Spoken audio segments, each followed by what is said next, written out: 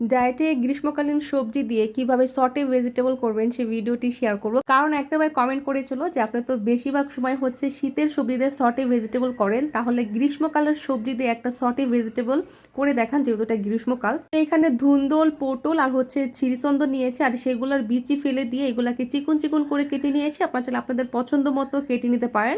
এরপর 1 চামচ সরিষার তেলের মধ্যে আমি রসুন কুচি, আদা কুচি, পেঁয়াজ কুচি এগুলাকে দিয়ে একটু লাল লাল করে ভেজে নিব। যখন দেখবেন খুব সুন্দর একটা ঘ্রাণ আসছে, ভাজা হয়ে গেছে, দেন তখন হচ্ছে সবজিগুলা দিয়ে দিবেন। আর চুলার আঁচটা অবশ্যই লোতে রাখবেন। প্রত্যেকটা সবজির বিচিগুলা কিন্তু আমি ফেলে দিয়েছি, কারণ যেহেতু সটে ভেজিটেবল, তো আমি যদি বিচিগুলা রেখে দিতাম তাহলে হচ্ছে পানি পানি হয়ে যেত, কারণ যেহেতু ধুন্দল, পটল, চিচন্দন দেওয়া হয়েছে, কারণ এইসব সবজিতে কিন্তু পানিটা একটু বেশি পরিমাণে বের হয়। তো সেই ক্ষেত্রে হচ্ছে আমি বিচিটাকে ফেলে দিয়েছি। এরপর স্বাদ মতো লবণ আর হচ্ছে একটু জিরার গুঁড়ো আর দিয়েছি কাঁচামরিচ। এরপর হচ্ছে আমি দিয়েছিলাম একটা ডিম। আপনারা চাইলে এখানে ডিম দিতেও পারেন, না দিতেও পারেন, কিন্তু ডিম দিলে এর স্বাদটা কিন্তু সব থেকে বেশি আসে। এরপর লাস্টের দিকে দিয়েছিলাম হচ্ছে টমেটো। আপনারা চাইলে টমেটো দিতে পারেন, নাও দিতে পারেন। ডায়েটে যারা আছেন বা হেলদি লাইফস্টাইল যারা ফলো করছেন, তো তাদেরকে বলবো যে সবজিগুলো এইভাবে রান্না করবেন। অতিরিক্ত সবজি ভাজা ভাজা করলে বা রান্না করলে তার পুষ্টিগুণ কিন্তু সব চলে যায়, তখন সেই সবজি খেয়ে কোনো লাভ নাই, শুধু পেট ভরা ছাড়া। এই তো রেডি হয়ে গেল সটে ভেজিটেবল সবজি। তো যারা ডায়েটে আছেন বা হেলদি একটা লাইফস্টাইল ফলো করছেন, তো তাদের লাইফস্টাইল বা ডায়েটের সাথে অবশ্যই রাখবেন। তো ভিডিওটি ভালো লাগলে লাইক অ্যান্ড কমেন্ট শেয়ার করে দিবেন।